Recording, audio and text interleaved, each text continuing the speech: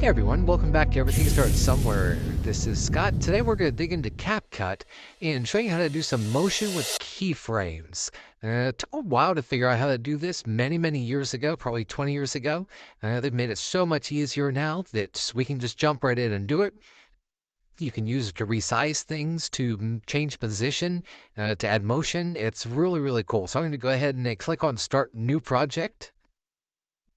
And I'm going to go into my CapCut album and go to Photos. And I'm going to select a couple things here. Looks like we got Iron Man and also my company logo and some information from that. So I'm going to grab both of those. And let's just throw in the Everything Starts Somewhere logo as well. So I'm going to add 3. So we've got all of these in our timeline now.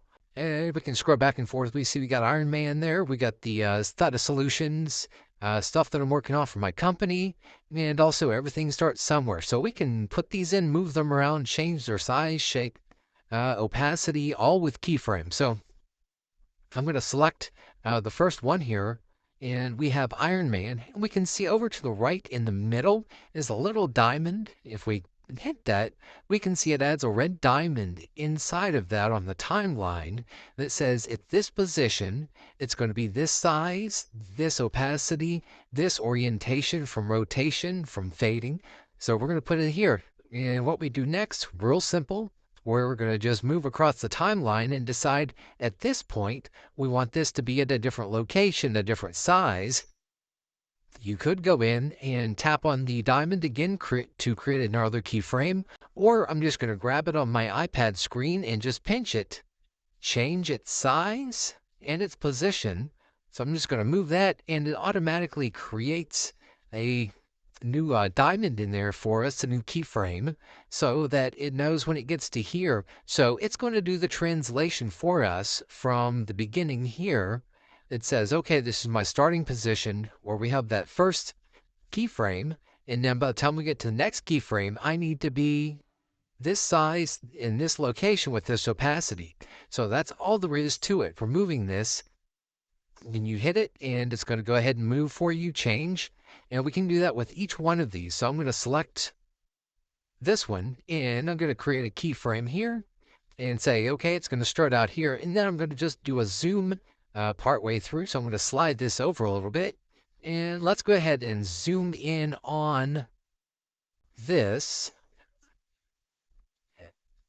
So created that second keyframe for us. So now we can hit it, and we have our Iron Man moving there, and we have our status solution. The phone number information comes up, and then typically I do this with my logo as well. So I'm going to add a keyframe here. So I'm going to hit keyframe. And when it gets to here, I want it to be a little smaller so it's not over, because I typically let this run during the videos. And I also don't want it to be completely blocking the screen down here in the corner, just because there might be something. So I'm going to slide over here to the right and hit opacity. And now I'm going to change the opacity. So it's not only going to take that new size and position, but it's also going to take the opacity for that keyframe. So now when we move, we can see it's changing position, changing size, or also the opacity, so you can see other things behind it. So I typically would take that, and I'm going to just do a quick overlay with that, and we're going to have it drop down and over top of one of the other ones. So let me get over here to the overlay. There it is. So this is now overlay. So I'm going to take that, and let's slide it over top of this, and I don't like the way it looks there, so let's slide it over the top of this.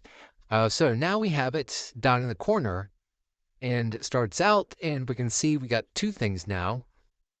Now both the logo and Iron Man are changing position, changing size, changing opacity. You could also do this with rotation as well. So that way you can go through, simply set a couple of keyframes, and then have motion in your videos. Thanks for watching. If you like this, please hit the like button and subscribe to the channel. I plan on putting out a lot more of these videos with CapCut. Also some photography and video stuff that I do behind the scenes, and hope you enjoy it.